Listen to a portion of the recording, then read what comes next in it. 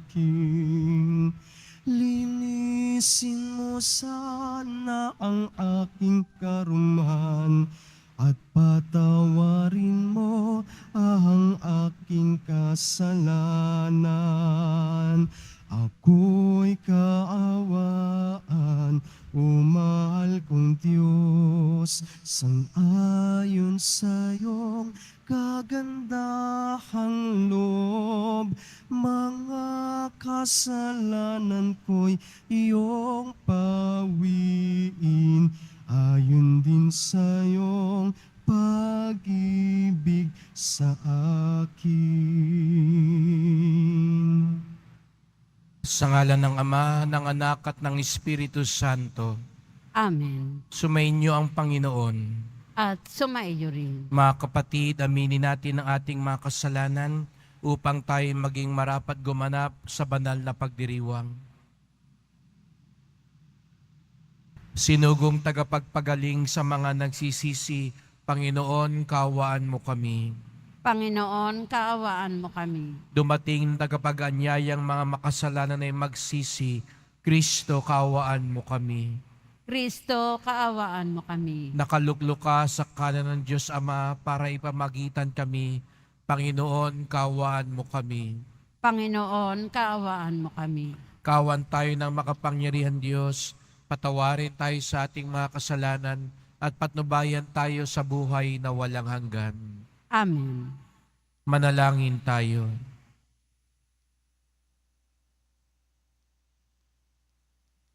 Ama naming makapangyarihan, ikaw ay nagmamagandang loob na sa iyong pagpapala kami mapuspos.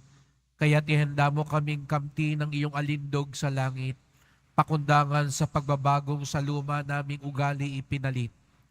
Sa pamamagitan ni Jesucristo kasama ng Espiritu Santo, magpasawalang hanggan. Amen. Magsiupo muna ang lahat. Pagbasa mula sa aklat ni Propeta Daniel. Noong mga araw na iyon, ang mga tao ay nagkaisang parusahan ng kamatayan si Susana. Dahil dito, malakas at umiiyak na sinabi ni Susana, Diyos na walang hanggan, nalalaman mo po ang lahat ng lihim at nakikita ang lahat ng bagay bago pa mangyari. Alam mo pong walang katotohanan ang ibinibintang nila sa akin. Hindi ko ginagawa kailanman ang ipinararatang nila sa akin. Bakit ako kailangang mamatay? Dininig ng Diyos ang kanyang dalangin. Nang si Susana ay dinadala na sa pagpapatayan sa kanya, isang binatang nagngangalang Daniel ang malakas na tumutol. Ayokong mapabilang sa magbububo ng dugo ang babaeng ito, sabi niya. Tinanong siya ng mga tao, ano ang ibig mong sabihin, binata? Lumapit sa unahan ang binata at nagpatuloy sa pagsasalita.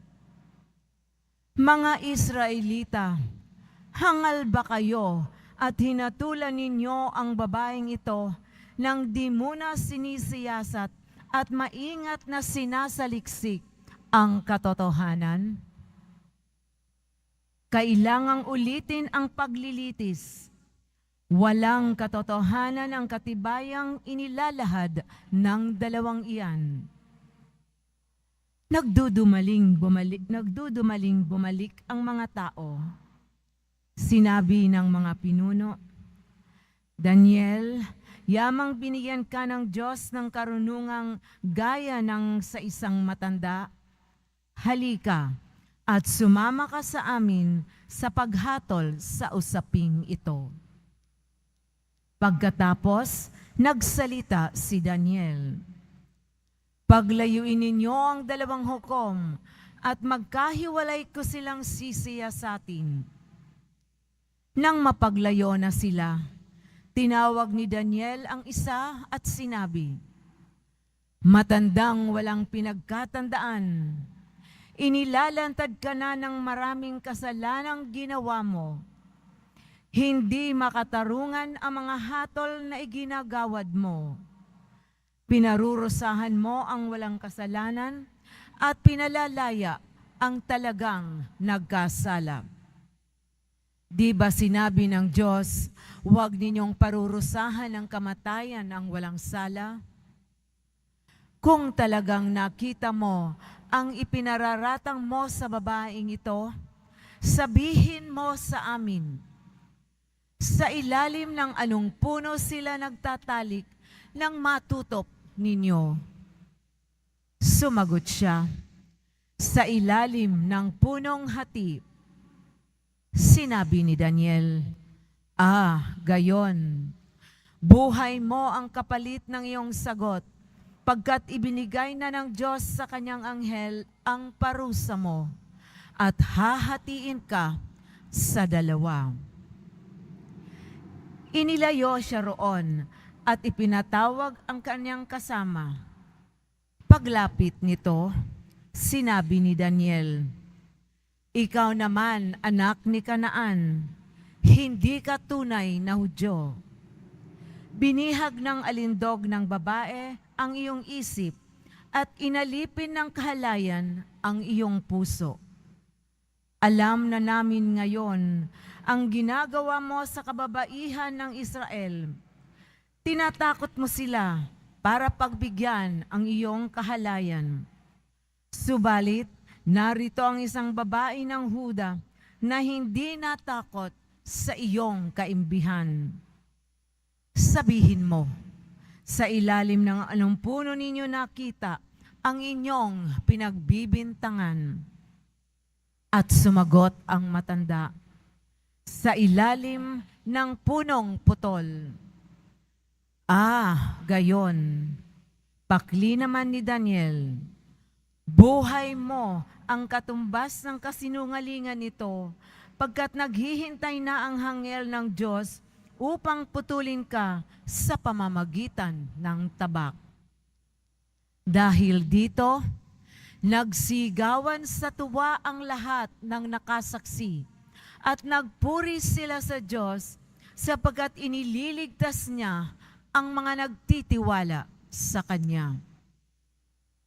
Binalingan nila ang dalawang hukom matapos patunayan ni Daniel na sila'y nagsisinungaling at nanumpa ng di totoo.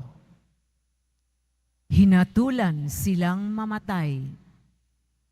Ayon sa kautusan ni Moises, ang nagparatang ng di totoo ay siyang lalapatan ng parusang nakatakda sa kasalanang ipinararatang niya.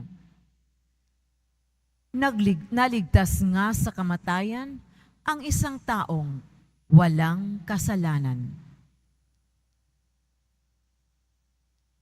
Ang salita ng Diyos. Salamat sa Diyos. Kahit sa daang madilim, Panginoon ko'y kapiling. Kahit sa daang madilim, Panginoon ko'y kapiling. Panginooy aking pastol, hindi ako magkukulang. Ako'y pinahihimlay sa mainam na pastulan. At inaakay niya ako sa tahimik na batisan. Binibigyan niya ako niyong bagong kalakasan. Kahit sa daang madilim, Panginoon ko'y kapiling. At sang-ayon sa pangako na kanyang binitiwan, sa matuwid na landasi, doon ako inaakay. Kahit na ang daang iyo'y tumatahak sa karimlan, hindi ako matatakot pagkat ika'y kaagapay. Ang tunggod mo at pamalo, ang gabay ko at sanggalang. Kahit sa daang madilim, Panginoon ko'y kapiling. Sa harapan ng lingkod mo, ikaw ay may handang dulang.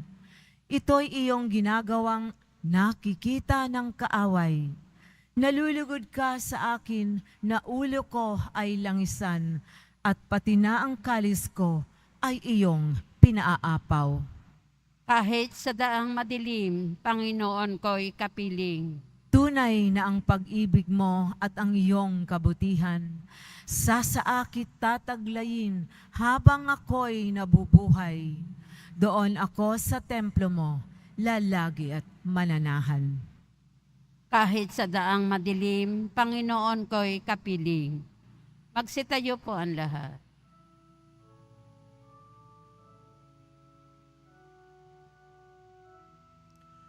Nagpupuri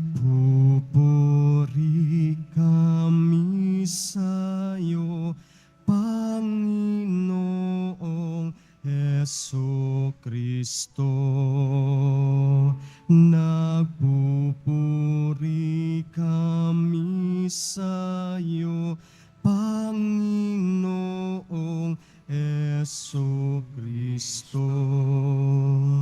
Sinabi ng puong mahal, di ko nais na mamatay ang mga makasalanan.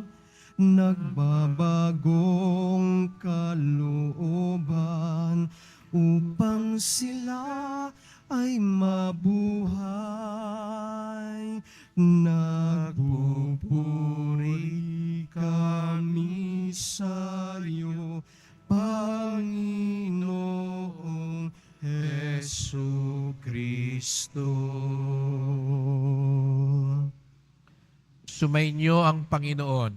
At sumaiyo rin. Ang mabuting balita ng Panginoon ayon kay San Juan. Papuri sa iyo, Panginoon. Noong panahong iyon, sinabi ni Jesus, si Jesus ay pumunta sa bundok ng Olibo. Kinaumagahay nagbalik siya sa templo. Lumapit sa kanyang lahat. Kaya't umupo siya at sila'y tinuruan. Nooy dinala sa kanya ng mga eskriba at ng mga pariseyo ang isang babaeng nahuli sa pakikiapid. Pinatayo ito sa harapan nila at sinabi kay Jesus, Guro, ang babaeng ito'y nahuli sa pakikiapid. Ayon sa kautusan ni Moises, dapat batuhin hanggang sa mamatay ang mga gaya niya. Ano ang masasabi mo? Tinanong nila ito upang subukin siya nang may maisumbong sila laban sa kanya. Ngunit yumuko si Jesus at sumulat sa lupa sa pamamagitan ng daliri. Ayaw nilang tingilan nang kakatanong si Jesus. Kaya't sila'y tinignan niya at sinabi ang ganito, Sino man sa inyo na walang kasalanan, ang siyang maunang bumato sa kanya. At muli siyang yumuko at sumulat sa lupa. Nang marinig nila ito, sila'y isa-isang umalis simula sa pinakamatanda. Walang naiwan kundi si Jesus at ang babaeng naroon pa rin sa harapan niya. Tiningnan siya ni Jesus at tinanong, Nasaan sila? Wala bang nagparusa sa iyo? Wala po, Ginoo, sagot ng babae. Sinabi ni Jesus, hindi rin kita parurusahan. Humayo ka at huwag nang magkasala.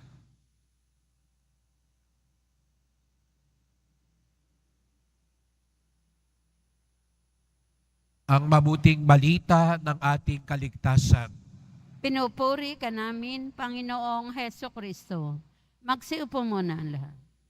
Magandang umaga po sa inyong lahat at maligayang pagdating sa tahanan ng ating mahal na pong Jesus Nazareno. Binabati din natin ang mga nasa online, lalo na po mga may sakit at nag-aalaga sa may sakit at mga kababayan, mga kadiboto natin mula sa iba't ibang panig ng bansa daigdig na nais sumama sa pagdiriwang ng misa dito sa Quiapo, sa Basilica Minor at Pambansang Dambana ni Jesus Nazareno. Sa dalawang pagbasa natin ngayon, narinig natin ang kwento ng dalawang babae. Si Susana at yung babaeng nahuling nakikiapid. sa unang tingin ay magkatulad. Pareho silang inakusahan, pinagtulungan, pinagkaisahan. Ngunit alam natin, kung kayo po'y nakinig na maigi, si Susana sa unang pagbasa ay walang kasalanan. Pinaratangan lamang siya ng ibang tao at sumunod na yung maraming tao. Sa Ebanghelyo, yung babaeng nahuling nakikiapid, tunay na nagkamali. At siya'y pinagkaisahan at dinala nga kay Jesus Nazareno. Ngunit, kung meron mang pagkakahalintulad ang dalawang kwentong ito na nais kong bigyang pansin, dahil marami pong pwedeng pag-usapan sa dalawang kwentong ito, ang nais kong bigyang pansin habang tayo'y naghahanda sa mga mahal na araw, ay kung papaano ang mga tao ganun ang tingin sa mga makasalanan. Doon nagkakatulad ang dalawa. Inosente man o hindi, pero kung nahatulan, na suspetsahan, na pagkaisahang nagkamali, narinig natin gaano kalupit ang tao sa tingin nila sa mga taong nagkamali. Gaano kalupit ang tao sa mga taong sa tingin nila nagkamali. Opo mga kapatid, ang ganda-gandang pakinggan, maawain ng Panginoon, mapagpatawad ang Panginoon, magpatawad tayo gaya ng Panginoon. Ang gandang pakinggan, ang gandang sabihin. Ngunit pag dumating ang pagkakataon, tayo ang kailangang magpatawad. Tayo ang nasaktan. Tayo ang nakakita sa makasalanan. Hindi na ganun katamis sabihin at marinig ang salitang awa. Madali mong sabihin siguro sa kasama mo, magpatawad ka na. Pero pag tayo na ang sinabihang magpatawad na, katahimikan lang siguro o baka nga tahasang pagtanggi ang ating isasagot. Aminin po natin, madaling pag-usapan ang maging mahabagin sa makasalanan. Pero kapag ang makasalanan nagkapangalan na, nagkamukha na, nakilala na, nagdadalawang isip na tayo. Opo, madaling sabihin, mahalin mo ang makasalanan, magalit ka sa kasalanan. Pero aminin din natin, minsan hindi natin mapag-iba yung kasalanan at yung nagkasala. Magalit tayo sa kasalanan, hindi sa nagkasala. Pero siguro po nga po, mas madali natin itong mauunawaan kapag tayo na'y nagkasala. Kapag tayo na'y nagkamali. Dahil nagmamakaawa na tayo. Nakikiusap na tayo. Ating sinasabi sa iba, paghiwalayin yung ginawa natin at yung pagkatao natin. Pag tayo na ang nagkamali, doon natin mas nauunawaan ang awa. Siguro nga mga kapatid, kaya hirap na tayong maunawaan ng awa dahil kulang na tayo sa pagsisisi. Kulang na tayo sa pagkilala sa pangangailangan natin ng awa. Kaya tuloy pag ang kapwa natin na ang nangangailangan ng awa, hindi natin ito maibigay sa Kanya. Ipinagkakait na natin ito sa Kanya. Napapangunahan na tayo ng galit. Kapag ang lipunan nababawasan sa pagsisisi, nababawasan din sa pagpapatawad. Kaya nga siguro nga, ganun na lang tayo kalupit sa mga taong nagkasala, sa mga taong nabisto, sa mga taong pinaratangan. Katulad na nangyari sa dalawang babae, dahil kulang na ang pagsisisi. Hindi na natin makita ang pangangailangan ng awa ng iba sapagkat hindi naman din natin nakikita ang pangangailangan natin sa awa.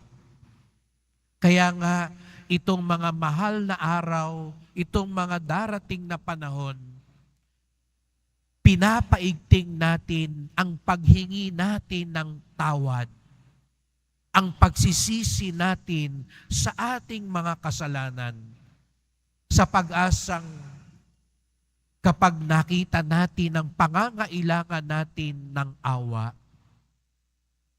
kapag nakita naman natin ang ating kapwa,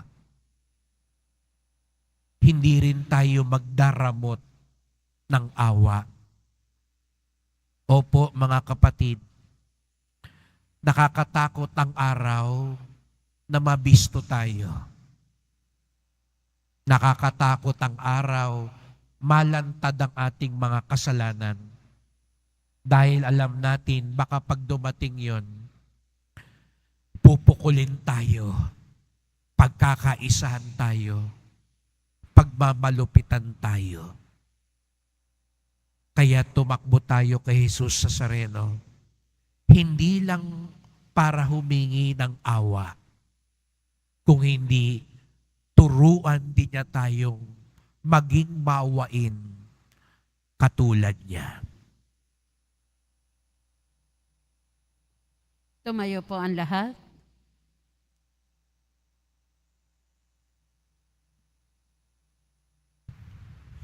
Mahal ko mga kapatid, naalala natin ang pagkahabag ni Jesus sa babaeng nakikiapit.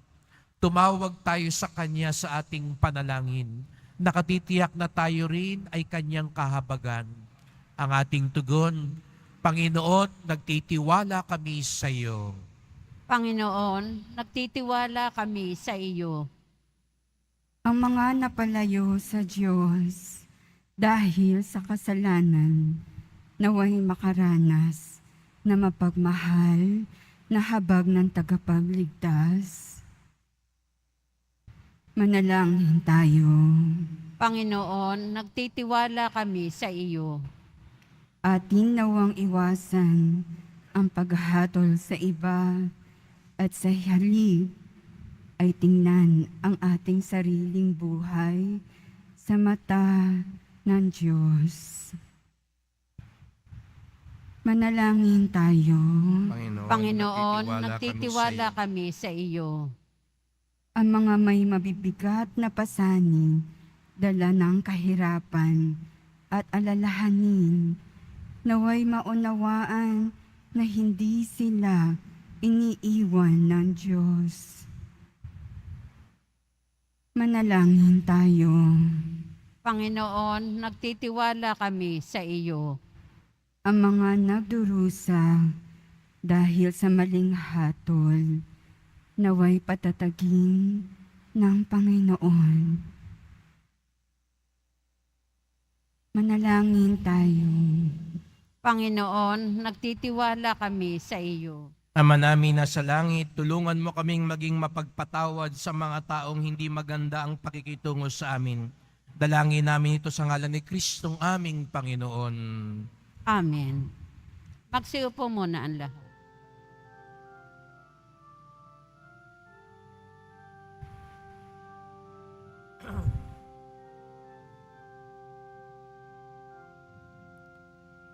sa pagsunod sa utos mo,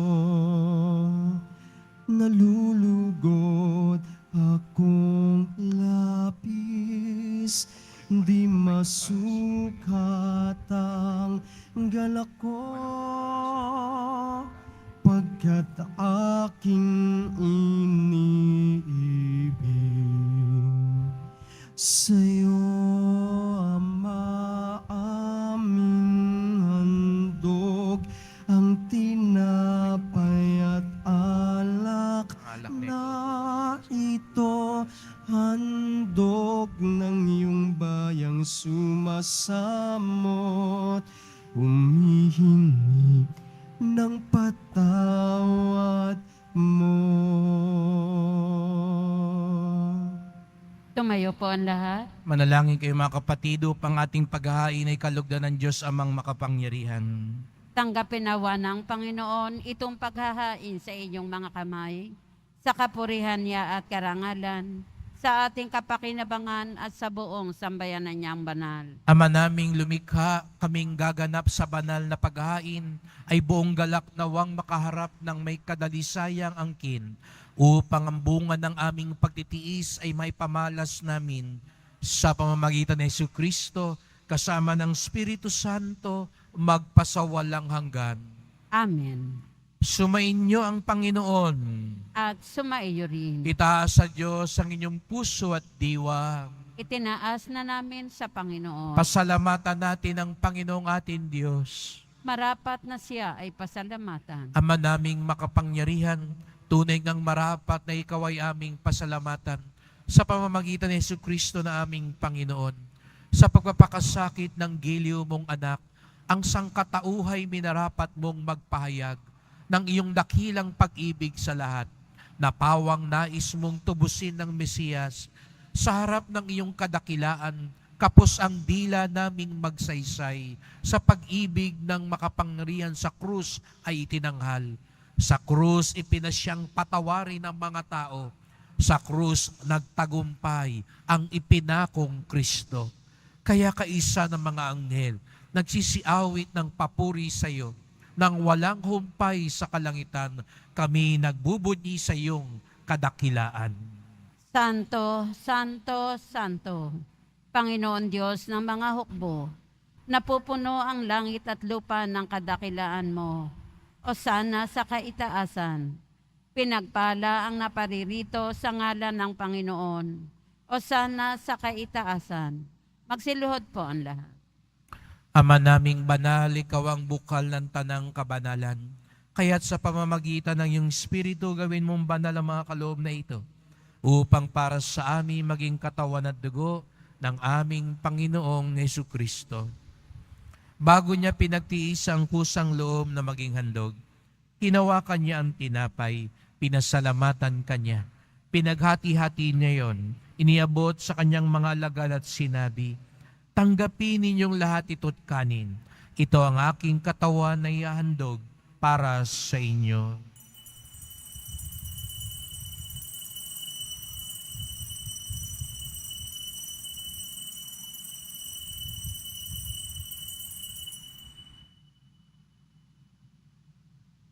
Gayun din naman nang matapos ang hapunan, ninawakan niya ang kalis. Muli kanyang pinasalamatan.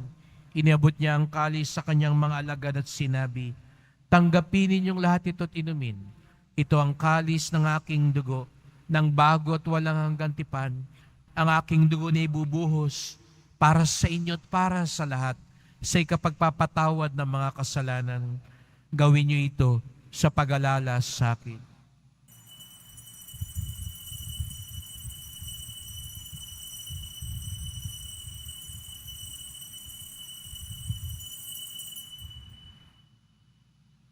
Tumayo po ang lahat. Ipagbunyi natin ang misteryo ng pananampalataya. Si Kristo'y namatay, si Kristo'y nabuhay, si Kristo'y babalik sa wakas ng panahon. Ama, ginagawa namin ngayon ang pag-alala sa pagkamatay at muling pagkabuhay ng iyong anak. Kaya tinalay namin sa iyo ang tinapay na nagbibigay buhay at ang kalis na nagkakaloob ng kaligtasan. Kami nagpapasalamat dahil kami yung minarapat na tumayo sa harap mo para maglingkod sa iyo. Isinasamo namin kaming magsalo-salo sa katawan at dugo ni Kristo ay mabuklod sa pagkakaisa sa pamamagitan ng Espiritu Santo. Ama, lingapin mong iyong simbahang laganap sa buong daigdig. Puspusin mo kami sa pag-ibig kaisa ni Francisco naming Papa, ni Jose naming Obispo at ng Tanang Kaparian. Alalahanin mo rin mga kapatid naming nahimlay na may pag-asang sila'y muling mabubuhay. Gayon din ang lahat ng mga pumanaw. Kawan mo sila at patuloyin sa iyong kaliwanagan. Kawan mo pagindapating kaming lahat na makasalo sa iyong buhay na walang wakas. Kaisa ng mahal na Birheng Maria, Ina ng Diyos, ng kabiyak niyang pusong si San Jose, ni San Juan Bautista at lahat ng mga banal na namuhay dito sa daigdig ng kalugod-lugod sa iyo. May pagdiwang nawa namin ang pagpupuri sa ikararangal mo sa pamamagitan ng iyong anak na aming Panginoong Jesucristo. Sa pamamagitan ni Kristo, kasama niya at sa Kanya, ang lahat ng parangal at papuri ay sa iyo, Diyos Amang makapangyarihan, kasama ng Espiritu Santo, magpasawalang hanggan. Amen. Buong galang tayong tumawag sa ating Ama sa Langit. Ama namin. Sumasalangit ka, sambahin ang ngalan mo. Mapasa amin ang kaharian mo. Sundin ang loob mo dito sa lupa para nan sa langit. Bigyan mo kami ngayon ng aming kakanin sa araw-araw. At patawarin mo kami sa aming mga sala. Para ng pagpapatawad namin sa nagkakasala sa amin. At huwag mo kaming ipahintulot sa tukso. At iadya mo kami sa lahat ng masama. Hinihiling nami kami adya sa lahat ng masama. Pagkalooban ng kapayapaan araw-araw, iligtas sa kasalanan, ilayo sa lahat ng kapahamakan, samantalang aming pinananabikan ang dakilang araw ng pagpapahayag ng tagapagligtas naming si Jesucristo. Sapagkat iyo ang kaharian at ang kapangyarihan at ang kapurihan magpakailanman. Amen. O Panginoong Jesucristo, sinabi mo sa iyong mga apostol at ngayon sinasabi mo sa amin dito, kapayapaan ang iniiwan ko sa inyo, ang aking kapayapaan ay binibigay ko sa inyo. Tungayan niyo pong aming pananampalataya, huwag pong aming mga kasalanan. At pagkalooban kami ng kapayapaan at pagkakaisa, ayon sa iyong kalooban, kasama ng Espiritu Santo, magpasawalang hanggan. Amen. Ang kapayapaan ng Panginoon ay laging sumainyo. At sumaiyo rin. Magbigayan tayo ng kapayapaan ni Kristo sa isa't isa. Kordero ng Diyos na nag-aalis ng mga kasalanan ng sanlibutan, maawa ka sa amin. Kordero ng Diyos na nag-aalis ng mga kasalanan ng sanlibutan, maawa ka sa amin. Kordero ng Diyos na nag-aalis ng mga kasalanan ng sanlibutan, ipagkaloob mo sa amin ang kapayapaan. Magsiluhod po ang lahat. Narito ang ating Panginoong Jesucristo, makatarungan at maawain. Ang kordero ng Diyos nag-aalis ng mga kasalanan ng sanlibutan. Mapapalad ang inaanyayahan sa kanyang piging. Panginoon, hindi ako karapat-dapat na magpatuloy sa iyo, ngunit sa isang salita mo lamang ay gagaling na ako.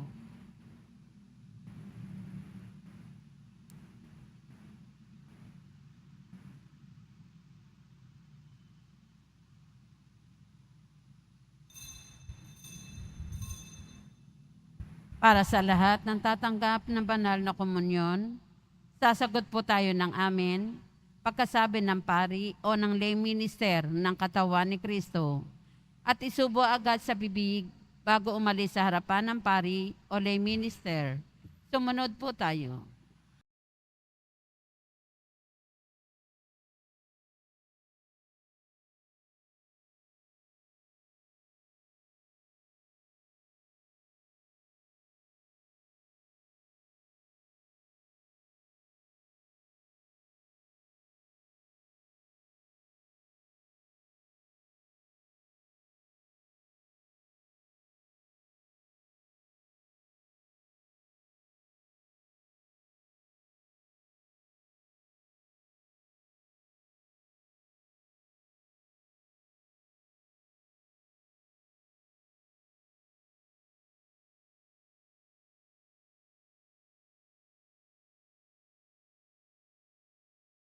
mapagmahal, kaming pinapakinabang mo sa piging ng iyong pagpapala, ay pamalagiin nawa nitong walang hilig na masama, at sa gayoy maliksi naming masundan ang yapak ng halimbawa ni Jesucristo, ang aming tagapamagitan, kasama ng Espiritu Santo, magpasawalang hanggan.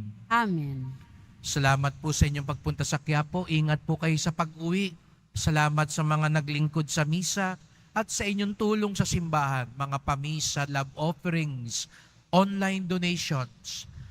Sa mga nagdadala po ng bigas, dilata, noodles at iba pang pang-ayuda. Ang ating debosyon sa Pong Nazareno ay nagtuturo sa atin magmalasakit sa ating kapwa. Madaling humusga sa mga makasalanan, lalo na sa mga nagmamalinis at hindi marunong magsisi. Dumulog tayo kay Jesus Nazareno upang ang awa niya ang maggabay sa atin. Sumainyo ang Panginoon. At sumaiyo rin. Mahal na pong Jesus Nazareno, inihayag mo sa pamamagitan ng krus ang walang maliw na pag-ibig ng Diyos sa sangkatauhan. Pakinggan mo ang kahilingan ng iyong angka na nagsusumamo sa iyo. Makamtanawa nilang iyong katugunan at tanggapin ang kasagutan ng mayutang na loob na tinatanaw. Basbasan din po ninyo ang dala nilang mga imahe at dasalan sa pamamagitan ng bendisyon na ito. Naway maalala nila mga pangako sa binyag na ikaw ang kanilang iibigin at paglilingkuran bilang Panginoon, magpasawalang hanggan. Amen. At pagpalain kayong lahat ng makapangyarihang Diyos, Ama at Anak at Espiritu Santo. Amen. Humayo kayo taglayang awa ng Pong Jesus Nazareno. Salamat sa Diyos.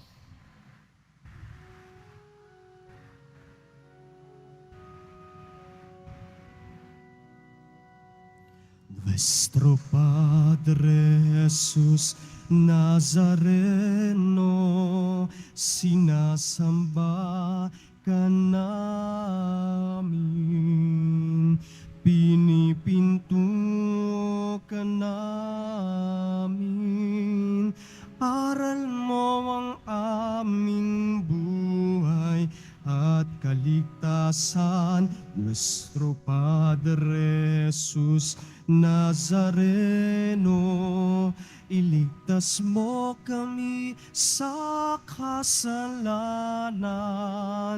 Ang krus mong kinamatayan ay sagisag ng aming kaligtasan. Nuestro Padre Jesus Nazareno, dinarangal ka namin. Nuestro Padre Jesus Nazareno, niluluwalhati ka namin. Nuestro Padre Jesus Nazareno, dinarangal ka namin. Nuestro Padre Jesus Nazareno, niluluwalhati ka namin.